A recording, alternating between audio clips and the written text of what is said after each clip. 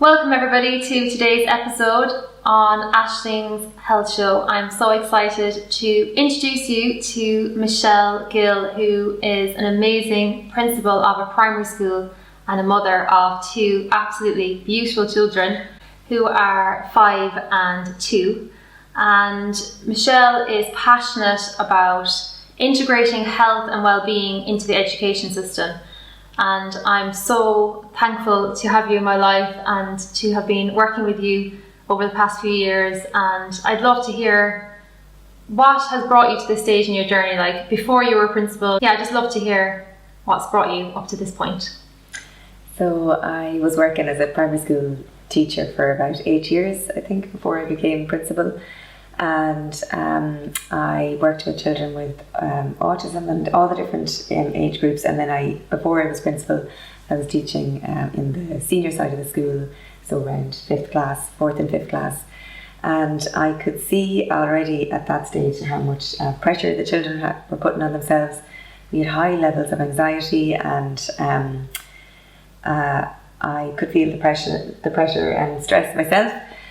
And I started teaching mindfulness and really seeing a place for that. And then the opportunity came up to become principal. And that happened very quickly at a time when I was also, wasn't long a new mother, and I fell pregnant with my second child in my first year of principalship. So there was huge change for me personally and professionally. And there was a huge jump from being a teacher to being a principal, because when you're a teacher you think about your class and really yourself, and then as a leader, as a principal you're a leader, and the type of leader I wanted to be was one that was where I worked with the team and I brought everybody with me, and I really believe in distributed leadership and empowering and focusing on the strengths of the people that I worked with. And also I suppose I really felt so passionate about the importance of health and well-being, and I realised that if the brain isn't ready to learn, then it's really difficult to learn. Mm-hmm. So when children feel anxious or stressed coming to school, that straight away they're finding it harder to learn. Yeah. And I think having gone through lockdown, there was so much stress. I don't know if you felt it yourself. You get a letter and you'd be like, can I read this? And especially, for me, if I was at home with my 2 children and working every day and my husband wasn't here, I started to realise even more at a deeper level, when you're a child. I was a fully, developed adult with good self-awareness, and I was struggling to take things in. Mm-hmm. And I just thought, God, imagine going to school when you're 5 and we don't know what children have come from, or, if everything is new and different, mm-hmm. that straight away is overwhelming. That we need to create the conditions for children to be able to learn first and foremost. And as a school, rather than the focus being on teaching, that first of all we focus on creating the conditions and creating the right environment for the children to be able to relax, mm-hmm. and for the conditions for children to be able to learn and for learning to take place. Yeah. And so I knew that well-being was vital, and I used to ask the children, when do they prefer to do the mindfulness? Was it in the morning or was it in the afternoon? And a lot of them said they liked it first thing in the morning because it helped them to break the transition from, mm-hmm. The stress of getting to school, getting out of the car, getting there, and then adapting to their environment. So that was an eye-opener. And then I guess myself, being the new mother and trying to get that balance of work and home, and being a new principal and trying to prove myself that I suppose maybe I felt my health was starting to be affected. Mm-hmm. And I came across coaching when I became a principal, and thankfully the department realised that they need to support their leaders, and they set up the Centre for School Leadership, where they provided an opportunity for people to volunteer to undergo coaching. So that opened up the door and the world of coaching to me.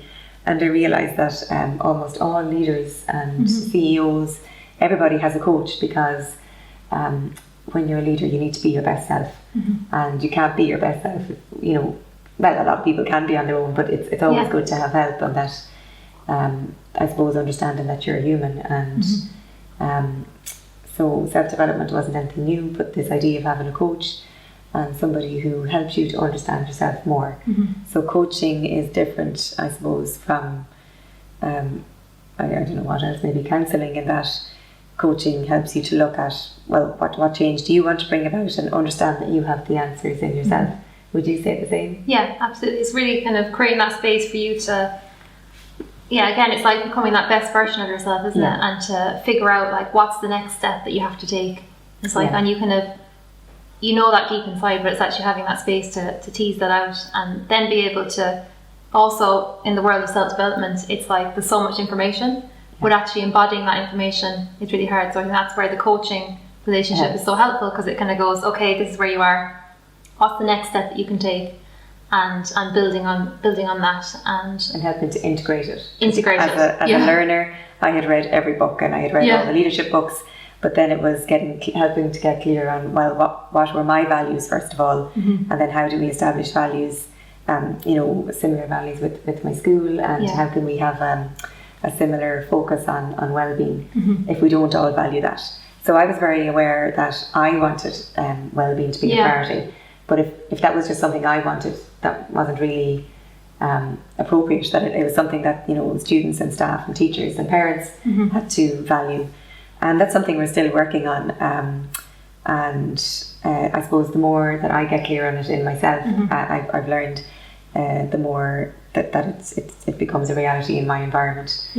And I suppose I after doing the leadership or this coaching with the Centre for School Leadership, I went looking for a coach myself, and at that stage, I suppose I found, I was really working very hard at school, and I was a new mother, I had young children, and my energy was low. I just felt tired all the time, and I knew I was eating well, and I knew that I was, had to focus on my own well-being, that I didn't understand really why my energy wasn't where I felt it should be.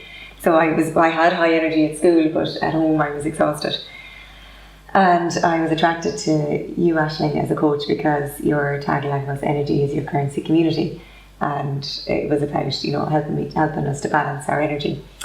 So I met you then, and we started to work together, and I started to realise that health and well-being is much more than just the food you eat. So it's your environment, it's your stress levels, and I suppose it's your diet in general, like the media and your phone and what you're exposing yourself to. So that was really interesting, and that opened up a whole other world of, I suppose, responsibility. That if I was coming from a point of stress and trying to bring about change from a point of stress, then others in my environment would feel that. So I have really tried to work on going slower and on getting very clear on what I want to achieve, and then trying to bring the people I work with along, into that vision, or create a vision, a shared vision. And that takes time. And it's been great to have a coach to help me to understand that that's not just where I'm at, that's actually everybody's journey. Absolutely. But also I think the thing is, when you have, say, a large vision, like I want to bring this into the current education system, it can feel overwhelming. So like, it's been really helpful to be able to bring that back to where we are right now. And I think I was really projecting, like thinking, I have to bring this well-being into my school, and I realised actually, first of all, I have to work on myself and get the balance right, and the more I integrate it and the more I start to live that vision, then the more others will be inspired. I've seen her change now, and I've seen that come about, and her approach is much better, and maybe be inspired by that. And also, I suppose, the more we are open about our change and our vulnerabilities, the more we allow others to be the same, and then there's strength in there's a connection, there's more of a connection, and there's more of a strength in the fact that we can all change, and that it's okay to change, and that it's also okay to resist change. Absolutely. But I think what as you're speaking there, it reminds me of like how leadership of old, that notion of leadership is like you're the person who has to do everything, and you have to have all the answers, and you have to be kind of almost on that pedestal of like, I'm perfect and I know everything. But it really is like the journey that you're on, and you know, myself as well in my own work, is that you're doing it through collaboration as opposed to this kind of competitive, separate way of doing things. So yeah, and I guess that's the big, huge thing when I started to study leadership, that I realised, oh gosh, the way, you know, the principalship that I had seen when I was growing up in the school system was not necessarily what leadership meant. So that was I guess that was managing. You had a manager who did everything, and it was authoritative, so they set the law and everybody just followed suit. Yeah. But I suppose as we've evolved as a school system and as a nation and in general, our idea of leadership and humanity, we know that when we empower people, we bring out their natural talents and abilities and their skills, and the more we work as collaboratively, the more we can get done. So I suppose the idea of the principal being the person who just makes all the rules or makes all the decisions is very outdated. Yeah. And I had to I suppose bring that first of all in, that, you know, that being a leader was something that meant we worked together, and that that I was there to bring out the strengths of my team, and that we would create our vision together. And then I suppose it's just to have the time to do that in schools that are already very busy. So that is something that I suppose I'm still working on. Yeah. And so tell us, what is your view on the education system as it stands right now? So I think we have a very good education system, but I suppose I still feel that we're trying to create a future based on a system, you know, on how we did things in the past. Yeah. So you know, we have large class sizes, we have a real focus on competition still. We have an inspectorate that are evaluative rather than advisory. So I would love to see, and I suppose maybe still a education system where there is a value on the parents and their contribution and on the students, but that there's room for more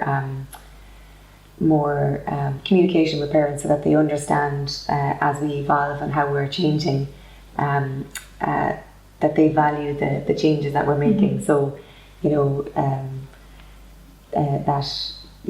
that they understand why well-being should be valued. You know, that it isn't just this airy-fairy thing, that mindfulness is something that, you know, they're all sitting there and they're doing nothing, or that it's a luxury part of school, that should be seen as something that's inherent and really should be the centre of everything in schools, and why. And so they understand the why of the changes and the why of why health and well-being is important. Yeah. I mean, we kind of understand it, but do we link it with education?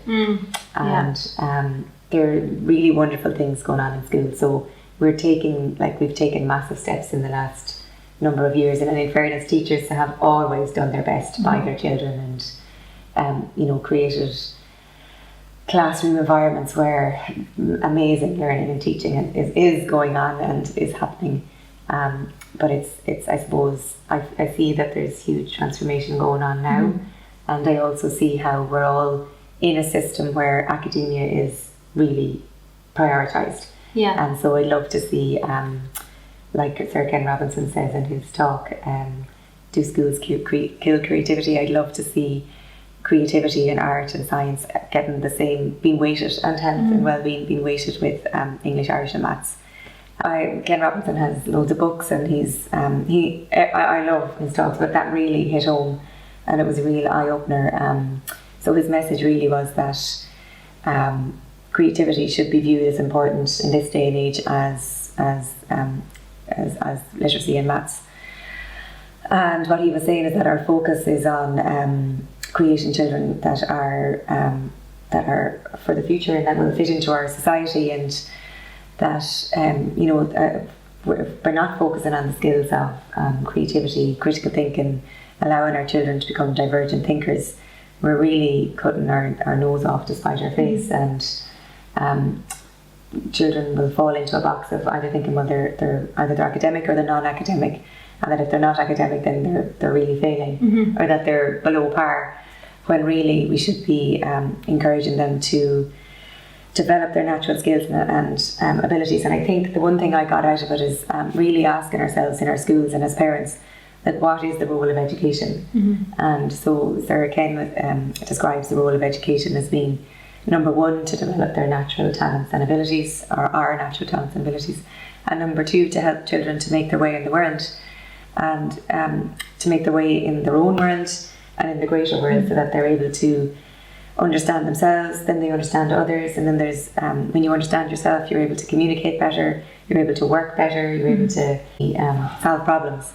So he's a really easy to listen to speaker, because he's fun, and he's been working all his life to bring about these changes, and for us to really question things, how we do things in school. And just because the way it was done in the past doesn't mean it's the right way to do it now for the future.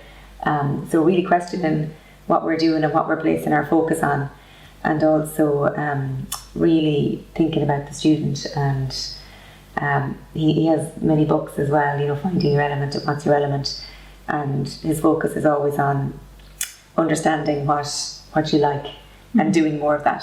And the more we do what we like, then the more we're able to learn and absorb, and the more we feel we can develop our purpose, the more we can contribute to society. So it's an amazing talk, and I recommend that every school watch it, and every teacher and every parent, because it just brings us back to what's important about life, and about how education is really just a part of life, and it shouldn't be work. It should be just, you know, really to fulfill us and to develop us as a whole person. Yeah.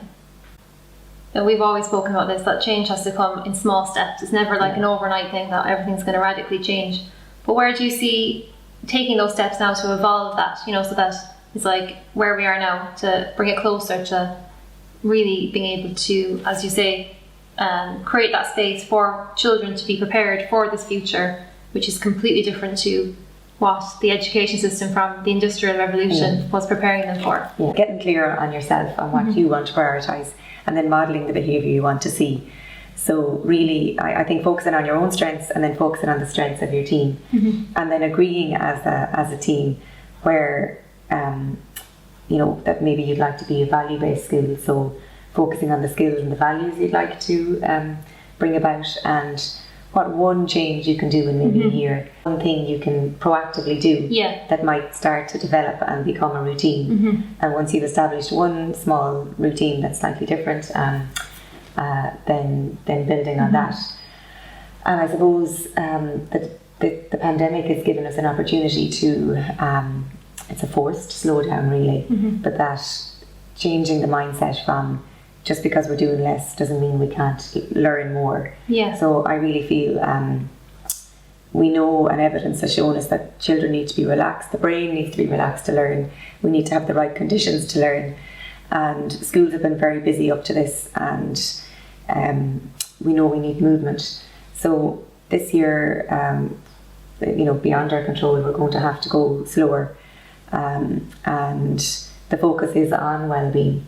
So there's an opportunity for all schools to slow down, to lift that stress off the parents, off the students, off the teachers, and to say we're putting our well-being first, and then looking as a staff, how can we do that together, and what one change, you know, even leaving it to the teacher, what one change can you do to ensure that, you know, if it's well-being, that you focus on well-being, and that you that's your priority this year. And again, you know, reassuring everybody that we can take one step forward and two steps back. But I think the whole thing of less is actually more is huge, and that, you know, through an hour of play, children will probably have learned and integrated so much more than they would have in 5 hours of sitting and doing writing. So, you know, we are moving out of a workbook based society where, you know, you practice a whole page of A's. And some children will absolutely love that, but you know, the academically minded, which is really a minority. And I guess our mindset shift needs to change from, you know, the focus on academia, which is really only suiting about 10% of our population, to the holistic development. So creativity, art, science, problem solving, you know, being thematic and trusting that, you know, that we get our English, Irish and Maths done, but that even when we're teaching music and science and art and drama, that English, Irish and Maths are coming into that. You know, that's also a way of, that's a methodology to teach these skills as well, as instead of looking at them in isolation. Yeah, I love that. So it's making things come together holistically as opposed to all these different subjects are in separation. Yeah, and that you have to do each of them separately to have them ticked off, or that just because the focus might be, this year the department are saying a focus on movement and SPHE, on maths and on literacy, but that doesn't mean we don't do music or drama or science or history or geography, but that they're all integrated, and that you know, when we create the space for the children, that learning will naturally happen. And to have confidence in ourselves that will, and trust. And I think it'll be amazing how much children will learn, even though we might all feel we're going at a slower pace.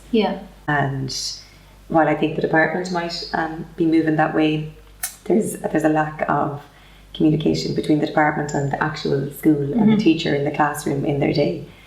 So you've been through the system, and you know that you know, as a teacher in your school year, you get your class, and there is still pressure to get through the certain curriculum and where the children are at and where they should be by the end of the year. And then the inspector comes in and will check to see did they get to where they're supposed to be, and teachers often find that that's a reflection of themselves, or fear that it is.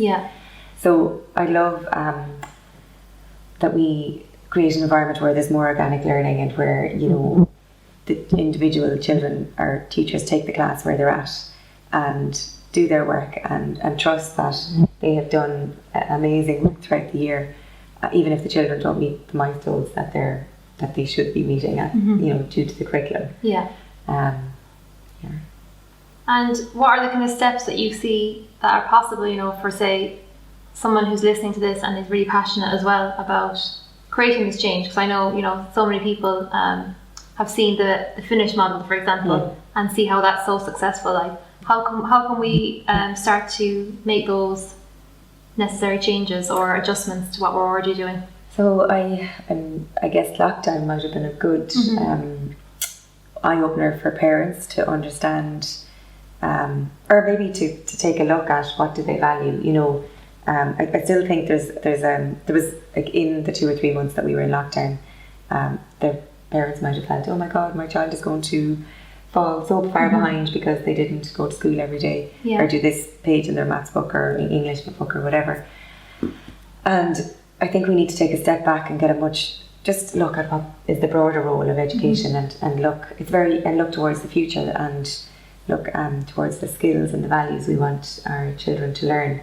So as a parent, what values do you want for your child? And as a teacher, what values do you want to impart in your classroom? And what skills can we develop? And when you think about that,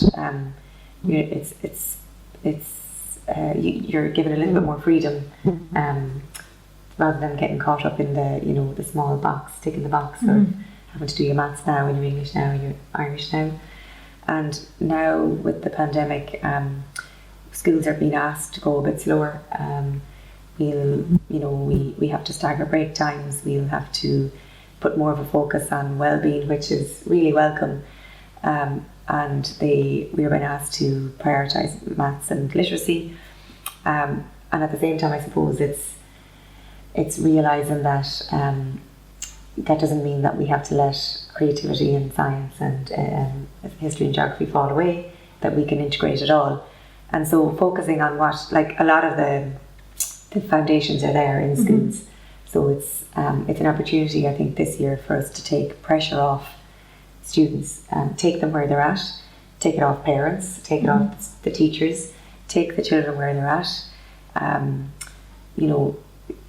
put a value on well-being and on helping the children to feel relaxed and comfortable in school, and helping them to understand themselves. And I think the big step is to value, the more you understand yourself and how you learn, the more you will learn. And that, rather than seeing that maybe that now, that because we might have to go at a slower pace, that the children will learn less, that actually maybe they'll learn more because they've more time to integrate what they have learned. So I understand that as a principal. I read all these books and I had all the theory, but until I get the chance to integrate it, and I can't do that when I'm like so busy, that we all need to take, you know, a step back and go a little bit slower, and going at a slower pace will mean more, I think, learning more, and more, there'll be more compassion and understanding for each other. So I suppose it's focusing on the strengths in your school, and focusing on what you can do with what you have, because that's all we can ever do. But that integration piece is massive, because I think, and that's what I felt as a student going through the school system, was that there was just so much input, you know, there was so much information that I felt like overloaded, because I would be very sensitive, and like my creativity would be my strength. So I didn't feel that was that space to have that integration. So is there any ways, I know you're saying that the breaks will be staggered, or is there any other kind of practices that you'd suggest, like really, really easy things that people can kind of go, okay, what's the kind of first step that we can start to create a little bit of space for integration in the day? So I suppose that schools are doing it anyway. So I think it's just everybody going back to being confident, to not thinking that this is a huge change, to just like if Ashler is just so vital because that's play, and we know that children learn best through play. It helps them to make sense of the world, and also what you do in an hour in Ashler through play is so integrated that they'll learn as much as they would in 5 hours of sitting doing, we know we can only concentrate for about 20 minutes. So I think just having trust in ourselves that there's great work going on in schools, doing your Ashler, having an integrated thematic approach, which loads of schools have anyway. And then trusting that while children are, while you feel there might be less time for the creative subjects, prioritising those is really how you can bring about more skills and more values, and creating the right environment for children to be able to learn. And also I think schools have been doing it, taking the children where they're at individually. So lots of schools have individualised readers, and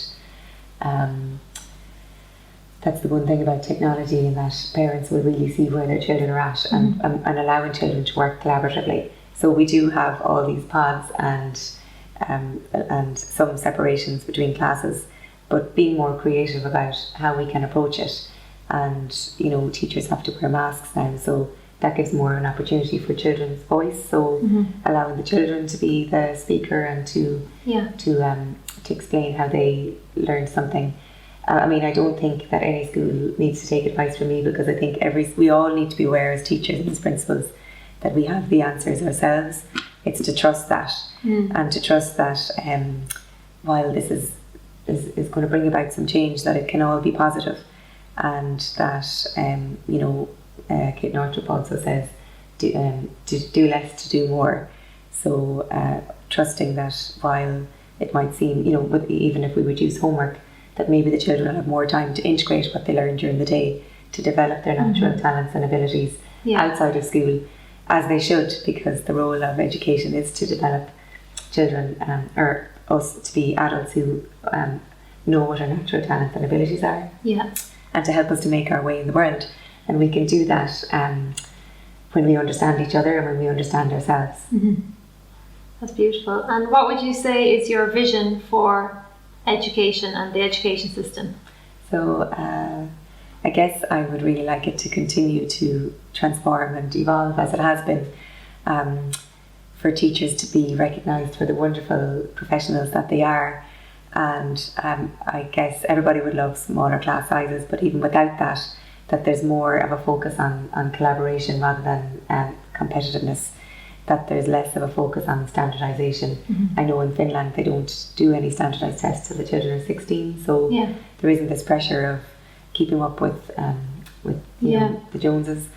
That we have that we help children to understand what's important to them, and to understand how they learn best, so that we have more practical work, more practical tasks, that we have more use of the different environments. You know, the pandemic now is really highlighting that being outside is better, and movement for our overall health. I guess it's really highlighting that our health is vital, and if we don't have our health, we can't even be at school. So prioritising health and well-being, and under health and well-being, that is understanding what makes us happy, and that we understand that being happy isn't just, you know, getting everything that you want and being cheerful all the time. That happiness is a deep contentment and understanding of yourself and what makes you tick, and that school should be about finding a way to learn. And so, you know, you were saying that when you went to school, you tuned out a bit, but when you started to do more of what you liked, you developed all the other skills through that. So I guess that's the strength of ASH there, and play and project-based learning. The children will naturally be motivated by what they like best, and that we have an equal value on arts and science and well-being as we do on maths and literacy. That schools value the social development and the social dimension and practical work, and I guess that teachers and children are relaxed and happy in the school environment, and we certainly at the moment have like the academic and the non-academic, and there's definitely a sense that, you know, well, I'm not academic, so maybe I don't like school as much, and I'd love if schools were places where, and we were all thriving, teachers were learning, and that learning is part of your work and your role as a teacher, and that's, it's safe, and that we can make mistakes together. And so I suppose for me as a school leader, that, you know, it's okay for us as a school to try something, and if it doesn't work, you know, we go back and we evaluate that, and we try again, and that's not something terrible, that's just, you know, we're modelling learning and making mistakes, and that's okay, and we do the same for our children, and we allow children to make mistakes, and that you know, even with behaviour, that you know, restorative justice and practice is all about learning to connect with how you feel, and that, you know, when children make mistakes behaviour wise, that's how they learn best, and we move away from the shame and blame culture in all aspects. From, we're not shaming parents, we're not shaming students, we're not shaming teachers, so that schools are more relaxed and joyful environments, and they definitely are, but even more so. Absolutely. But it reminds me, as you're speaking, and the work that you're doing is like that we're, you know, moving away from learning through opposition, and that like work has to be hard, that you know, like the day has to be hard for it to be valuable, to actually, you know, learning through joy and support and play and ease and interaction and communication. That I think that's the biggest mindset with parents, that parents think, you know, children have to go, they have to do an hour of homework, they have to spend 5 hours in school, they have to have 20 spellings for the spelling test, they have to perform on the spelling test. That really is how we learned when we were going to school.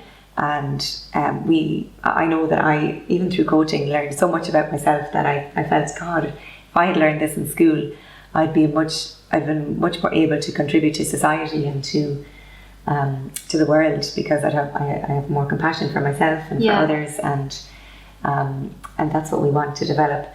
And so understanding that learning can happen in a way that maybe we don't, as parents, didn't see in how it was in the past, and that we don't have to spend these hours and hours of slogging to be learning. So that's a really big mindset and mind shift that I would love for parents and for teachers to understand, that children, when they are being light-hearted, and we when we're being light-hearted and having fun, and really being able to process what we're doing as we're going along, and that we're not like overwhelmed by one subject, another subject, home, eat, you know, get into the homework, do that, being tired all the time, that when we create for a more relaxed pace and more space to learn and less tiredness, you know, and have more energy, everything will happen more organically, and there'll be more flow. And so you know, the more we focus on building the new and trying new things, and not resisting the past, that the easier it will be to to bring about these changes and even to navigate next year. So we will have staggered breaks, we will have changes, teachers will be wearing masks, and the more we focus on how we did things last year or where the children were this time last year, the more we're going to create stress and tension. So the more we just focus on accepting the way things are, focusing on what we'd like for this class, for this year, for our child for this year, and particularly on values. What values do we want and what skills do we want them to learn? Then that doesn't have to be out of a book, and whether they get the book finished or not is really irrelevant to how much they've achieved or how those skills have developed in them throughout the year, and how those values have developed. Yeah. So tell us about your vision for the future. So for education, so I guess it's good thing is that it is in line with the Department of Education, but I guess it's to make, I suppose, our teachers and parents aware that the Department of Education have a vision where well-being is central. And I guess I haven't been to Finland, but I'm aware of their education system, and I suppose we all are, because the evidence is there. They're the number one, they're top of the table list for achievement in schools. And they provide a template for us for where we can go with education and what education can look like. So we don't have to reinvent the wheel. And without having been there, but from what I've read and what I understand, in Finland, there's a real focus on the holistic development, and they delay the teaching of reading until age 7. There's a real focus on play and on happiness, and by, I suppose, delaying the start of reading, children are more ready and the brain is more ready, and children are very quick to develop limiting beliefs about themselves. So starting reading very early can lead to failure. And I always think of it like with potty training with toddlers. If you start them too early, it can take ages and ages for them to get the hang of it. But if you leave it till a little later, they'll get it within a week, and they don't have that sense of failure, or there was no pressure or stress. So I'd love to see a time when schools really focus on developing compassion, and I suppose a focus on values and skills rather than on just a tick box of curriculum that we need to get through, where we have maybe less homework, more time for children to be children, where they can do what they like after school and develop those natural talents and abilities. That in school we have more movement and a focus on this well-being, that's central to everything. That when you understand yourself, you understand how you learn, and you can access your learning much more easily. I guess I'd love to see smaller class sizes and more use of the environment, like outside and inside, that it's at a more relaxed pace, and we understand that a more value of teachers as well, and that they more trust in the professionalism, and teachers are such really giving people, and they work so hard, and really they want the best for their students, and that change is brought about in a way that rather than it being by the inspectorate evaluative, that it's brought about in an advisory way, so that maybe our inspectors will come in and look at schools and go, right, help us to prioritise, and go, you're doing this and this, great, keep doing that, try and bring about this change, which they are shifting to doing, but it still is the sense that teachers feel at the moment is that, if an inspector comes in, they're going to find what they're doing wrong, rather than advise them and help them identify the strengths and help them to build on that, and bring maybe one other thing with them. So I'd love schools to be more joyful, fun places, and they definitely are compared to years ago, but I think we can take it that little bit further, where children where there's less of an idea of school being work, and that we do less and learn more, and even it might be even doing less, but that we're doing it in a way that children are using their brains, and they don't realise that it's not seen as such work all the time. Yeah. Wonderful. And what's your vision for your own self? So I suppose that's something I hadn't realised until I met a coach, or you, and I really wanted to bring more joy into into school, and I realised what I really wanted was more joy in my whole life, because I was taking it all so seriously, being a principal and trying to hold the space for all the teachers and all the students, and I definitely wasn't balancing my energy between work. I would give everything at work and come home and be exhausted.